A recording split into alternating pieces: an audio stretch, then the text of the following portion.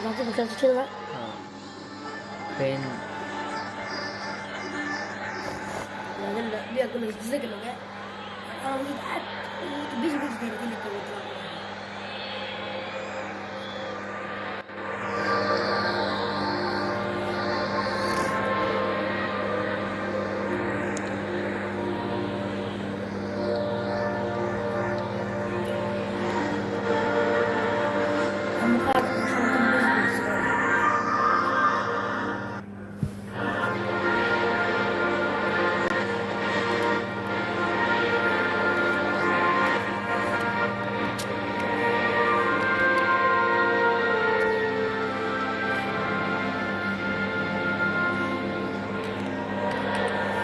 Bisa basic kok.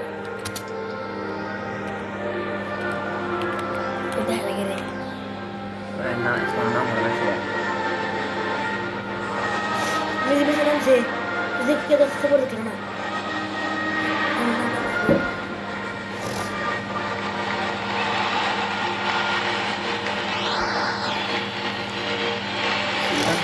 Sound technician at Kyle Field after the Honduras national anthem decided to play a little bit of cumbia instead of the national anthem of Argentina. We finally got there, though. We did, but like the players onto the pitch. And I know you're going to get into the lineup for a second, but can I just ask a question? And I don't want to be in a bad mood. It's time for celebration. We're getting ready for the World Cup. They get kicked off, yeah. But why in the world is Honduras wearing a uniform that looks exactly like what Argentina would look like? And if you're a fan of Argentina and you came to the stadium wearing an jersey, now you I'm glad you brought that up, because I was going to bring it up, so I'm glad you did. We'll call it more Coventry City than Argentina then. Yeah, well, okay. Defending champions, Lionel Scaloni will hope to join Vittorio Pozzo, the Italian coach in 34 and 38, as the only coach to win multiple World Cups. Be tough to beat.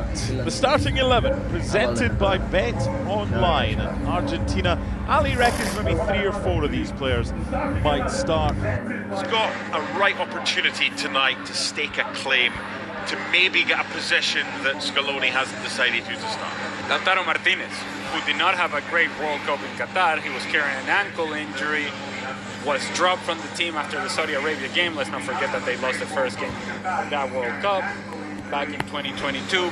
He did come on later in the tournament, score a big penalty against the Netherlands, and is a player that could potentially, if Julian Alvarez is carrying some sort of niggly injury, could potentially have an important role for this team going into. The Aggie Army is out in force. College Station in Texas, home of Texas A&M. 2 captains, Menjivar plus Otamendi. Let's have a look at the Honduran lineup. They haven't played since a 2-2 draw against Peru at the end of March. And it's mainly experienced. They've left Jorge Alvarez and Luis Vega out, who've got multiple caps.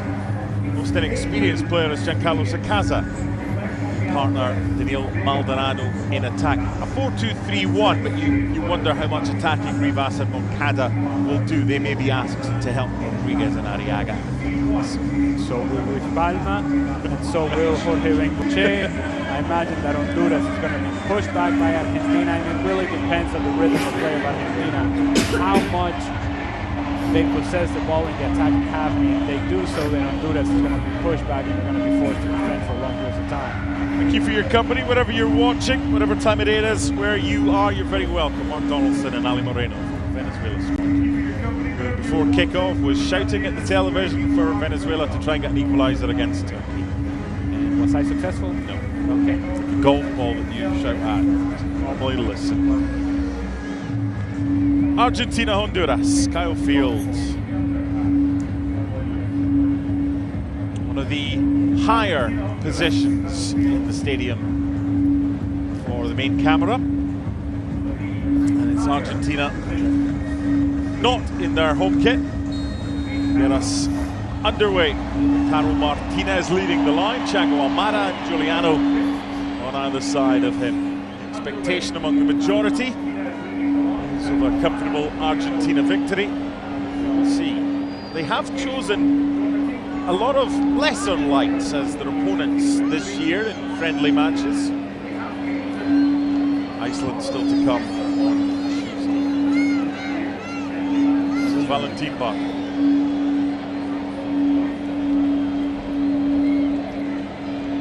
Comfortable winners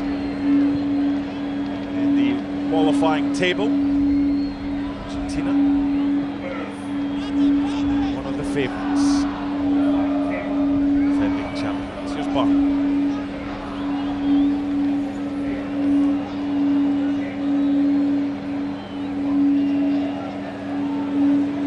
Mendy captaining the side, playing alongside Lisandro Martinez. Cristian Romero's on the bench. Argentina trying to get a shot on target before Honduras had a touch of the ball. That's now changed with Christopher Melendez looking that one through.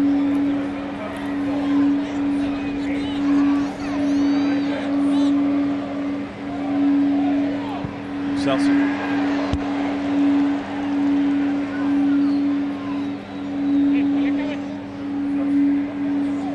83 degrees at kickoff.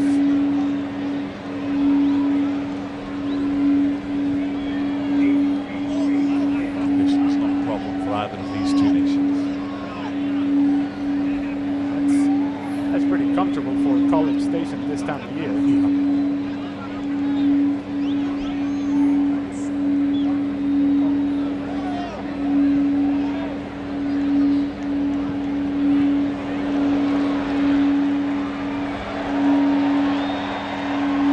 Fair few Hondurans in attendance as well.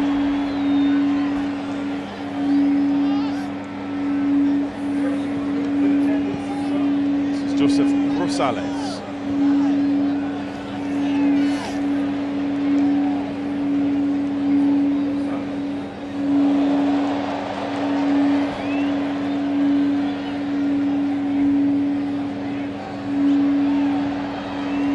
One back by Honduras with Edwin Rodriguez. Through ball looking for Derek Moncada, just too much. And a first touch for Juan Musso.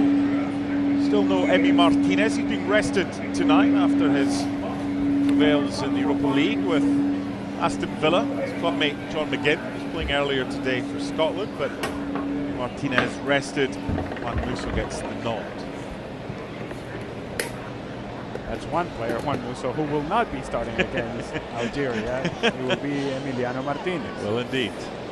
There's a few subs for Argentina today who are not going to be in the squad of 26, but they might get a run out tonight. Coach Lionel Scaloni also has to decide who's going to replace Leonardo Balerdi, the Marseille captain, who's been ruled out of the World Cup because of a calf problem. Starting at right back today is Agustin Hiai.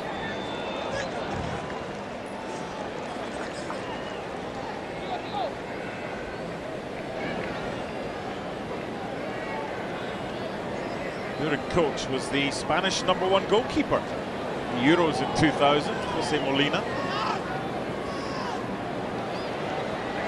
Lo Celso. Bypasses Barco.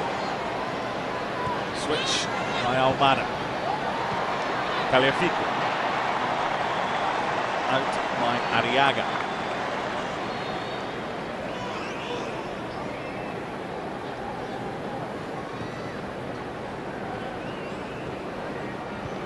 I would say the pitch is okay at best, much better than that.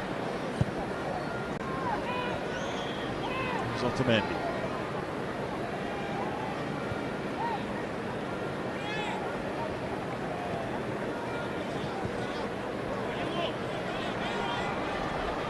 Give and go from Almada, but he didn't win it back, and Honduras have themselves defeated.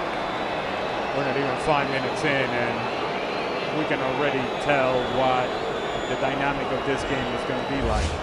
A lot of possession for Argentina. Honduras was trying to condense the space as the swinging out of Simeone gets to the face of a Honduran player. It's going to be up to Argentina to be able to speed up that possession in order to open up spaces against Honduras. Honduras will be more than happy to just sit behind the ball, hopefully win the ball in a good area, and perhaps go on the attack in some sort of transition. As for Argentina, again, the responsibility is on them to speed it up. The only time Honduras have scored against Argentina, they actually took the lead at San Pedro Sula back in January 03 through Saul Martinez, but Melito, Lucho Gonzalez, Mariano Gonzalez with the goals, giving Argentina victory there, like they've done in the previous two. For the diagonal, it's too much for themselves. Giuliano, who played majority of the time on the right-hand side, 4-4-2 for Atleti. He's played a lot of games this season, and that maybe had something to do with the end of their season just falling down a little bit after their exit from the Champions League. Poor kick out from Mendjivar. Shot from distance, and the goalkeeper kind of redeems himself. It's again Juliano Simeone, who, as you mentioned, is playing on the left-hand side tonight as opposed to the right-hand side, which we usually see him play for Atletico Madrid. Straight ball from Mengíbar onto the path of Juliano Simeone, and Honduras just kind of dropped off. Simeone decided to, you know what, maybe I'll just have a go. Mengíbar ends up coming up with a save. Honduras dropping off, no pressure on the ball, and hits it well, takes a bounce in front of Mengíbar. Mengíbar has to react, full stretch, gets a touch on it. Good save. Got one back by Barco.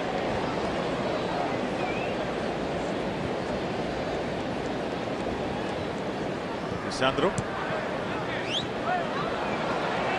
Thread the needle there, Barco. It's more often than not on the left-hand side for Strasbourg. It is. Hey! So I'm going to guess the stadium is seeing what we're seeing. Yep. Unless Palomo is deciding to take a bow. Got that caught between his feet a little bit. Kaza.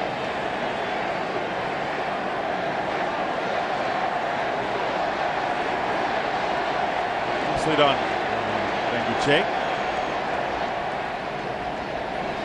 There were a few anxious people when Messi decided that he needed to be substituted playing for Inter Miami a couple of weeks ago. And for good reason. Of course.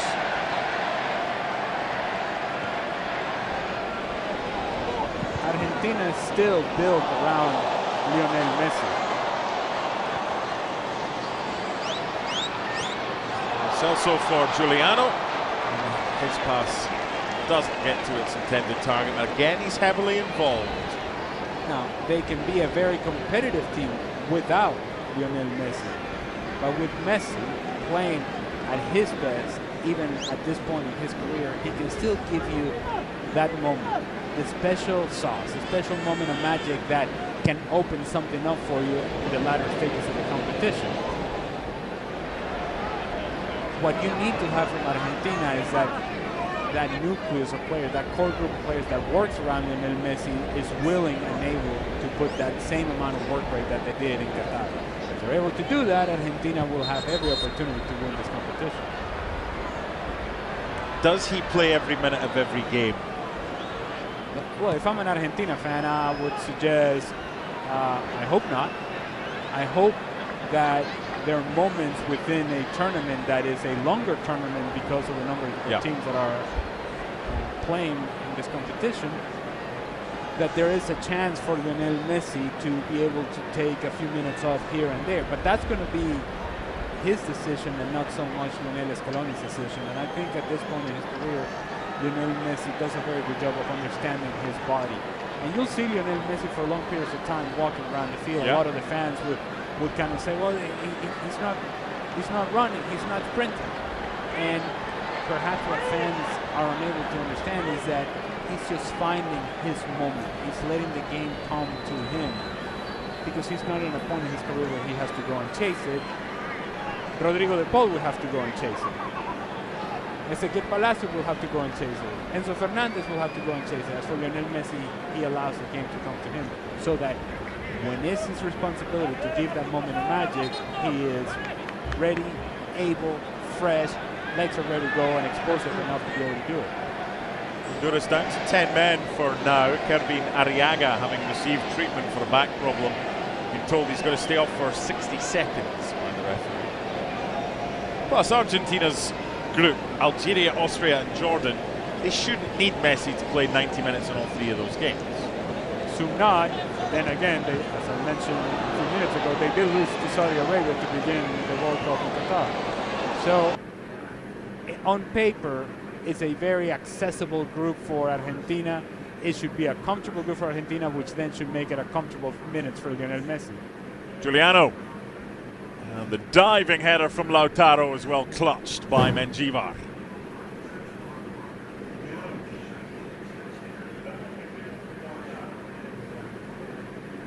It's good build-up down the left-hand side. Good driving of the ball by Palacios. Brings the defender towards him.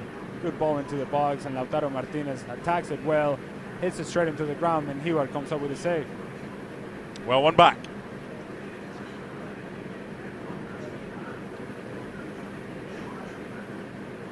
Rosales. Rivas. Pressure by Hiai.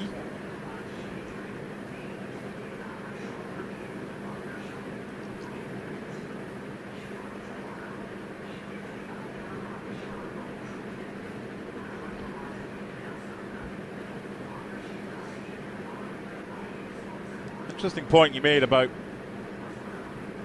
Argentina losing to Saudi Arabia. Then they went on to win the World Cup. In 3 of the last 4 World Cups, the defending champions haven't even got out the group. France the exception, they made the final in Qatar. But prior to that, Italy, defending champions from 06, didn't get out the group in 2010. Spain, defending champions from 2010, didn't get out the group in 2014. And Germany, defending champions from 2014, didn't get out of the group in 2018. Strange things can happen. They can.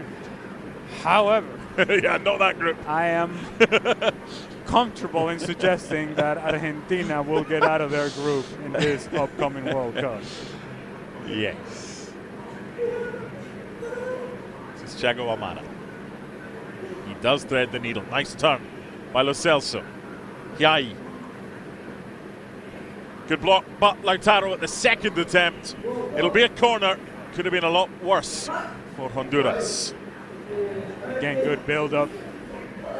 Lo Celso does well in getting himself turned away from pressure, understanding where the space is and where the run is coming from Agustin Hiai. And from there, it's a good cross. It's good contact initially from Lautaro Martinez, well blocked from Honduras. And then I'm thinking Lautaro Martinez is looking at the uniform of Honduras and saying, yeah, that looks like our uniform. There you go, Lionel, tap in. Oh. First corner.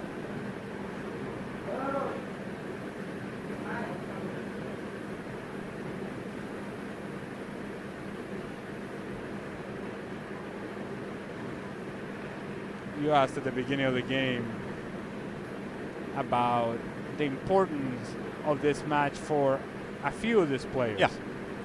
And if you go back to the 2022 World Cup, say a guy like Enzo Fernandez, he wasn't starting to begin with. They lose that initial game to Saudi Arabia, and some changes needed to happen for Lionel Scaloni, and he was one of those changes. And you think back to the sort of World Cup that he had. I wonder who the equivalent of that player is in this team currently that we're watching from Argentina. Who's that guy that is going to come in and make such a difference like Enzo Fernandez did or McAllister did in that World Cup for Argentina?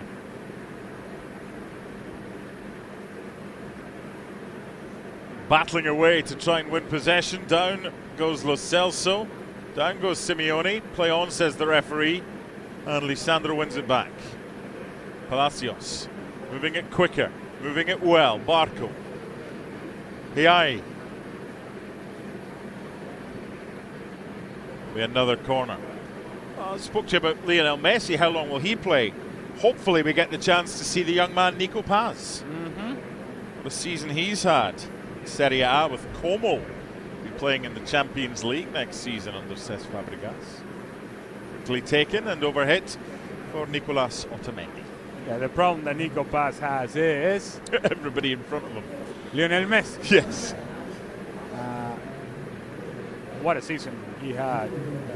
You mentioned for Como, and the confidence with which he played, the creativity, productive, scoring goals, scoring big goals for Como, and just overall a source of creativity for that team in the attacking half. I'm just not sure as to how many productive minutes he will have during the World Cup if Messi is indeed playing the majority of those minutes. Good battling from Rigoberto Rivas, but he's not getting what he wanted, and that's a throw-in. Quarter of an hour gone, it's goalless as expected. Most of the ball with Argentina, but no way through just yet beyond Jiva.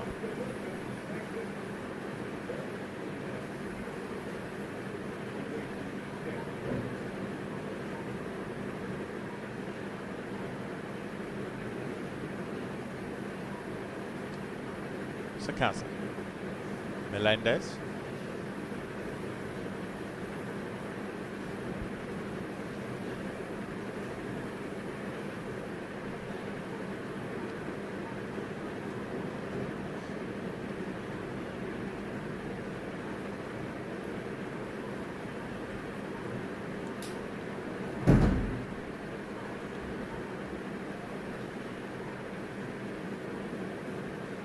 I know we've spoken quite a bit about Argentina, and you mentioned it briefly at the Open about Honduras and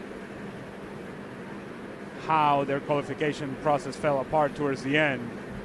And you called it interesting. That's because you're a nice guy. The other way to describe it is a disaster.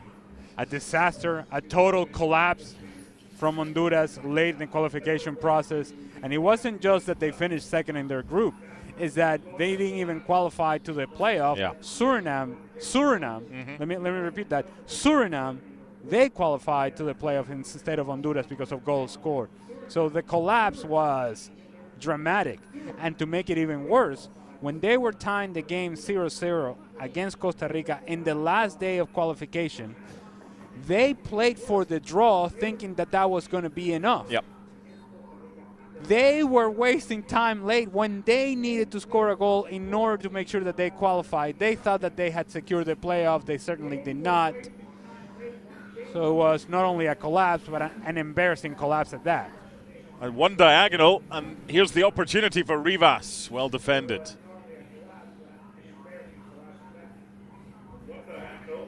Rosales.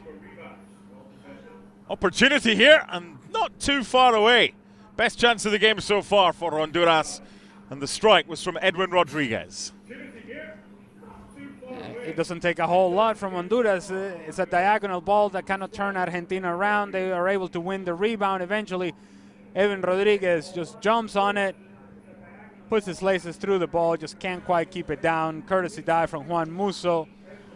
0-0. Am I allowed to say who Suriname faced in the Intercontinental semi-final, or is it still too soon? No, you can say it. I don't know how I'm going to react to it, but you can say it. Bolivia. How did Bolivia do today against Scotland? They were thumped 4-0. Yeah, good to know. That's all our goals used up. I remember sitting in a booth with you. Can't remember what game it was, and we were talking about Venezuela being at the World Cup. Hopefully, because you started so well. And then Bolivia's victory over Brazil in the final game, very painful.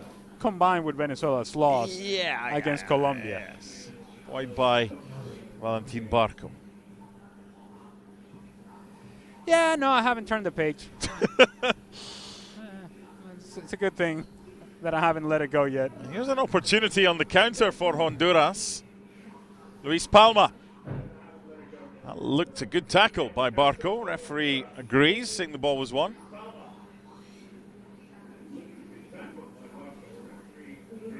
They've still got bodies forward, Honduras, so that could be problematic. Not a good ball in for Lautaro. And away comes Moncada. And I agree with Lautaro Martinez. As Thiago Almada is driving with this ball forward and Simeone has made the run out wide, just play it out wide. And then that allows Lautaro Martinez to set up his run inside the 18-yard box, away from the defender, expecting the cross coming from Giuliano Simeone. Thiago Almada decided to go with a ball squeeze between two defenders, and this is a good tackle from Valentin Barco, gets there in time, wins the ball back.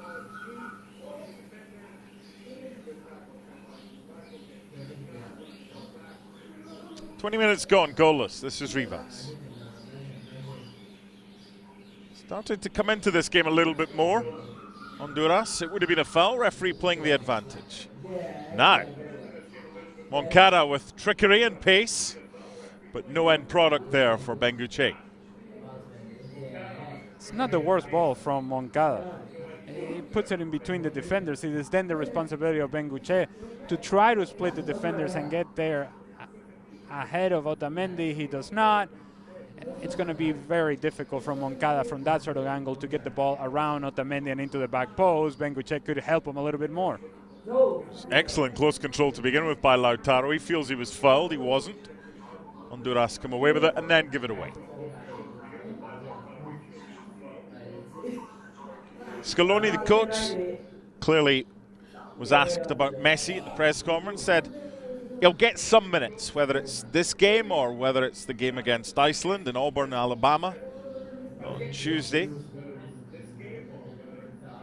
Supporters that have paid a lot of money for tickets for this one are hoping it's the former rather than the latter. And for those that have spent a lot of money to go to the game in Auburn on Tuesday, they'll be hoping it's both. Here's Lo Celso. Tell you what, Argentina are doing the college tour. Yeah, they are, right? Texas A&M, Auburn. Auburn, not bad.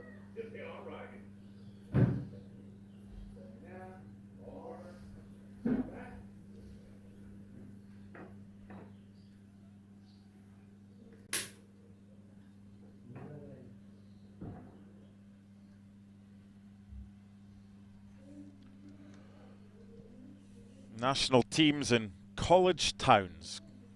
Great to see. Chattanooga as well, getting into the World Cup spirit. Oh, no. You know what it is. This cooling break is brought to you by Gatorade. No.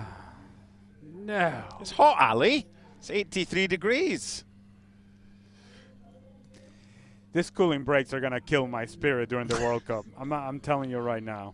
What was quite funny last week, Scotland played Curaçao at Hampden.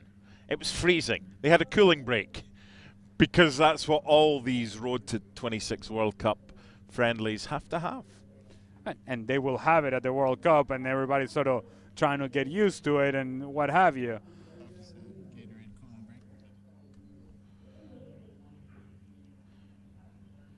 Oh, man.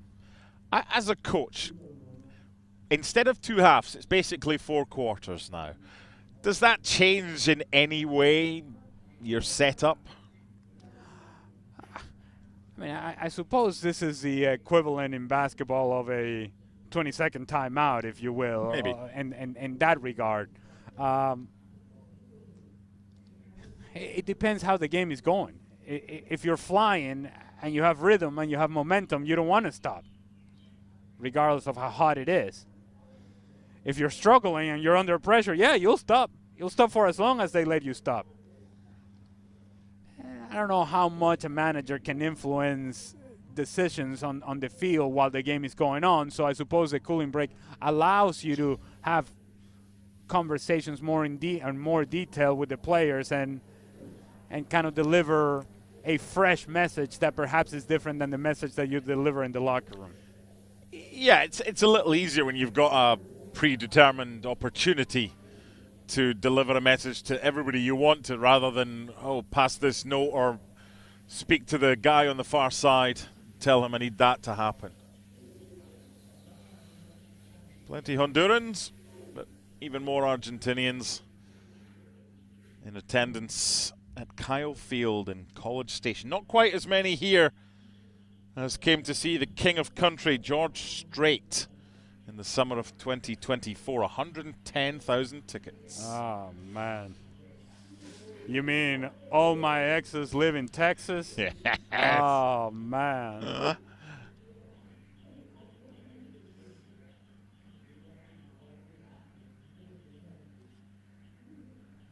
Lionel Messi and Cristiano Ronaldo will set the record of playing in 6 World Cups, which is quite incredible. I was doing a piece for ESPN.com with Craig Gordon, one of the 3 Scotland goalkeepers, who's the oldest player in the squad. And we were talking about Ronaldo, and we worked it out. Portugal have to get to the final in 2030 for him to become the oldest player ever in the World Cup by 6 days. He'll be 45 at the time. Nice little flick from Lo Celso. Hiai. Well dealt with by Rosales. A little bit of patience there from Agustin Hiai would have allowed him to see that while Valentin Barco had made that run in behind, that had taken a defender with Barco and had opened a pass into Lautaro Martinez, who had the inside position on the center back. You play that ball, hold up play for Lautaro Martinez, you follow your pass, and now you're cooking if you're Argentina.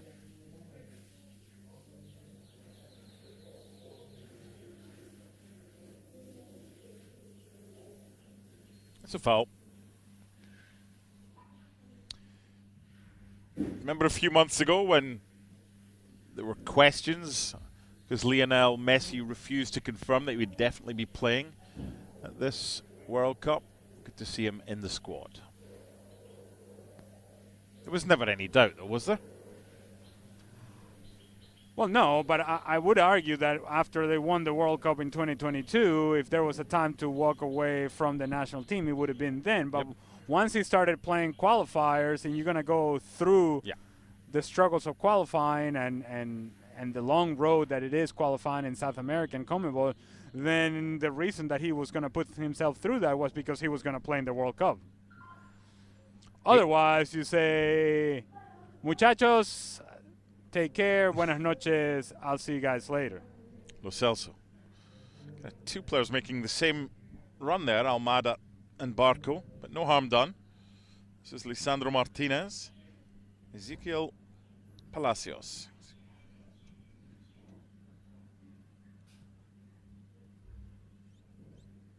Kind of playing without that striker when Lautaro goes wide. Giuliano would come in field.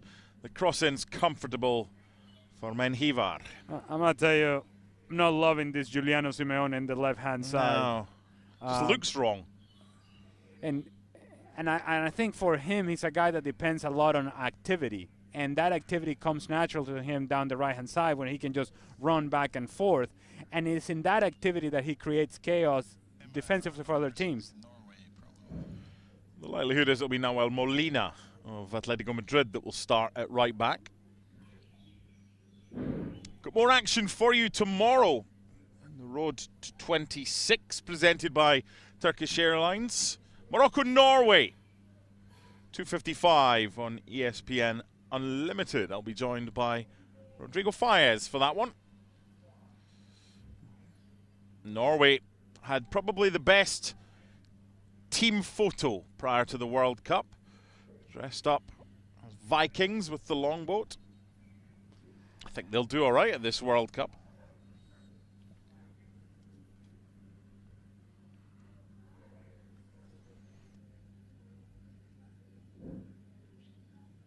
And Morocco in with Brazil. And? Haiti. And? Scotland. Ah. It's our second game. Brazil start against Morocco. It's a good one to begin with. The new world rankings are going to have Brazil in 6th and Morocco in 7th. The new world rankings are going to have Argentina at number 1, ahead of Spain and France. A lot of the ball, but looking for a little bit of inspiration. Lo Celso. Oh,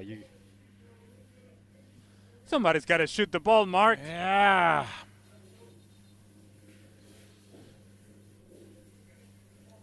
the moment this ball is laid off to Lo Celso, just hit it with your right foot. I know you're a heavily left-footed player. If you're Lo Celso, just hit it. Take a chance. You take an additional touch that allows Honduras to get numbers around the ball. They get crowded out. Opportunity gone, danger gone. Well, they got the shot off early doors from distance. Giuliano in the 7th minute from 25 yards, but that time just overplaying. Here's Rosales. Well, it should be a booking, and it is. Sometimes referees in friendlies, I might just say, come on. There's no real opportunity to let that one slip. Valentin Barco just gets the wrong angle. Once he gets on the wrong side, Joseph Rosales takes a touch around him. There is no other recourse other than fouling him. He's looked lively. They just need to give him more of the ball, Derek Moncada. He's football in Colombia. He's one to watch. He's just 18 years old. He might need a little bit of treatment. I think he got the Lisandro Martinez treatment, who went with a swing and a miss on the ball, but he might have gotten quite a bit of Moncada. Barco's layoff.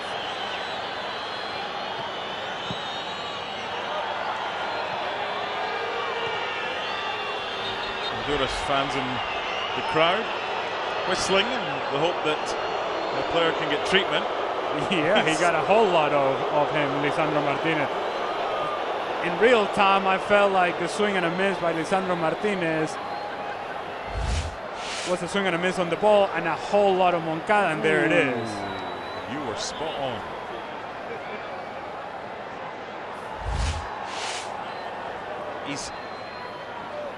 When he's ended up off the field, he's then hobbled back onto the field and gone down. He's clearly hurt. Honduras are asking, there's a free kick. And when there's no play, the attention turns to a man who's currently sat down, Lionel Messi. The chants emanate from the stands.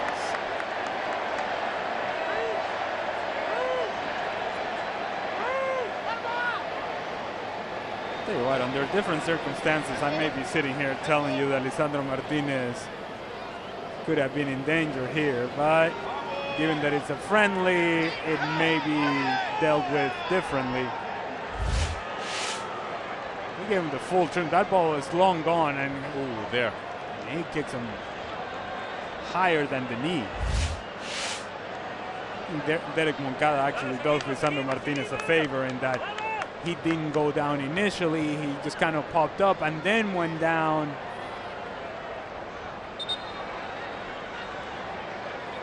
Let me just say that if he had sold that differently, maybe the referee makes a different decision.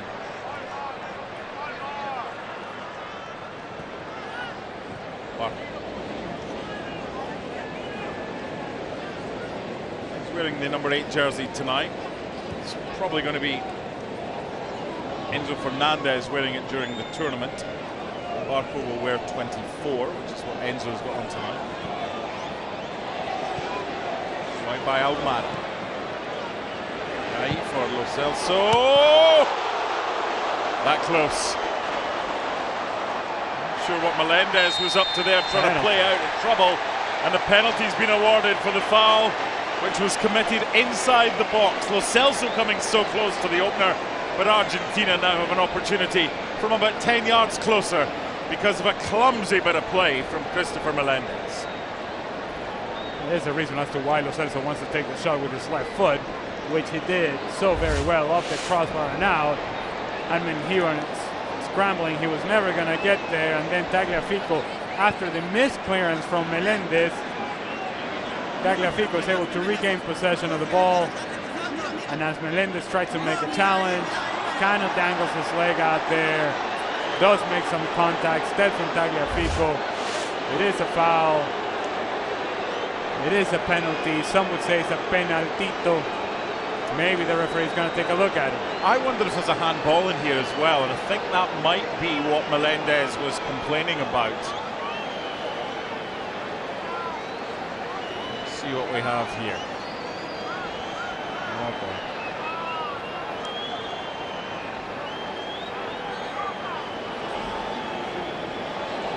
VAR's helping out with the location of the foul. If it's indeed a foul, it was inside the 18-yard box from Melendez. And you called it correctly. It was clumsy challenge, unnecessary challenge from Christopher Melendez. And it comes from his own turnover, his own failure to clear the danger. Penalty.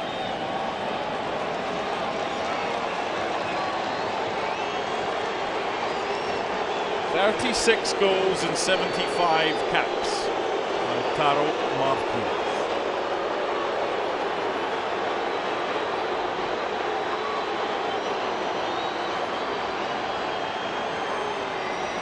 Slightly off-putting when you see the back of the net kind of only goes halfway along where the actual stanchion is, but anyway, it's by the bars. It's Lautaro Martinez against Edric Menjivar. And it's 1-0 Argentina. 37th international goal for Lautaro. Applause from Messi and co. And the deadlock is broken in College Station.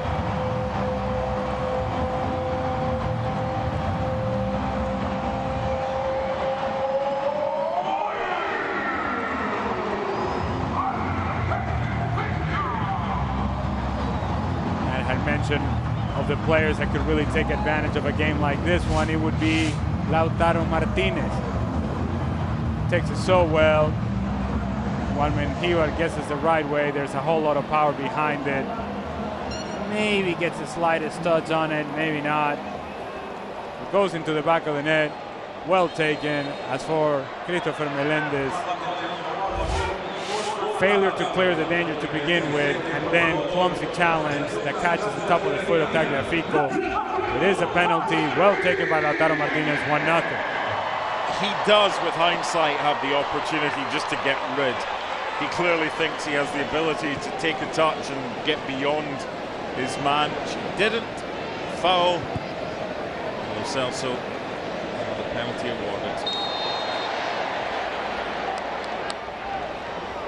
Deadlock broken. Lautaro, his 37th international.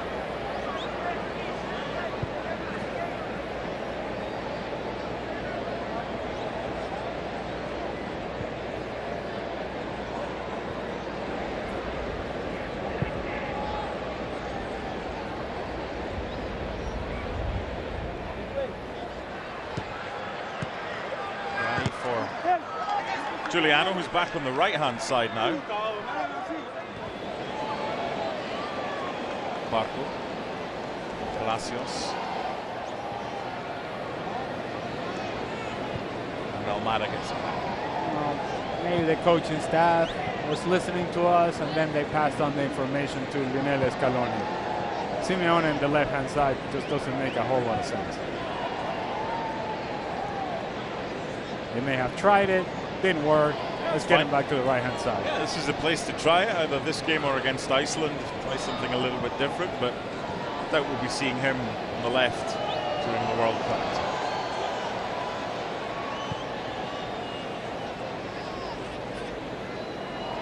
Just watching a conversation here between Barco and Yai. The right back getting forward, and Barco's like, I got you. Just sat a little bit deeper.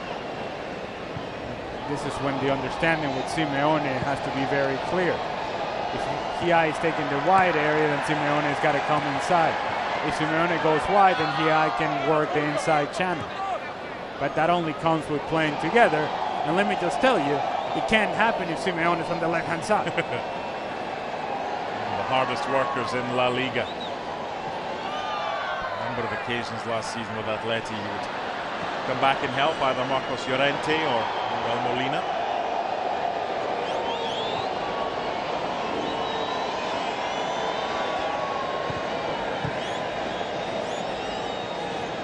This is why you do all these drills, Honduras, in training. Because you've got the balls, because you're defending against a team with a lot of possession. if he'd continued, he actually stopped a little bit. If he'd continued the run that Lo Celso thought he was going to make, Lautaro, then it might have been different. I think, and I'm going to go into Lautaro Martinez's head at this point. Once Lo Celso took the touch that he took, it felt like the touch was further back than what Lautaro Martinez wanted. Therefore, I believe Lautaro Martinez thought the angle was gone and there was no space for him to attack at that point. Hence why he stayed in between the two center backs looking for a different angle for to support Lo Celso and make the pass for Lo Celso easier. There's been no further video evidence of Lionel Messi on the big screen, so the noise you can hear in the background is the wave which is being attempted around Kyle Field.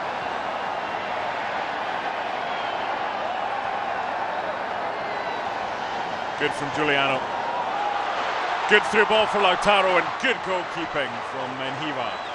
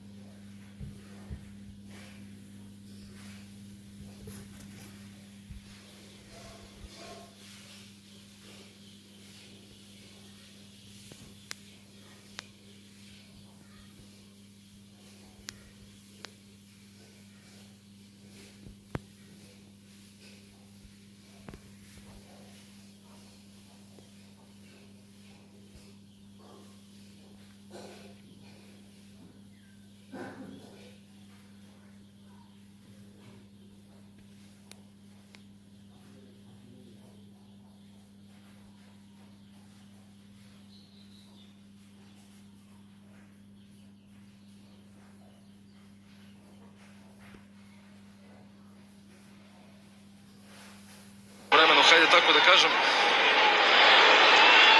Prvi meč Argentina protiv Alžira igrao od 3 sata iza ponoći, a onda protiv Austrije od 19 časova, 22. juna i 28. To je zapravo 27. na 28. od 4 sata iza ponoći.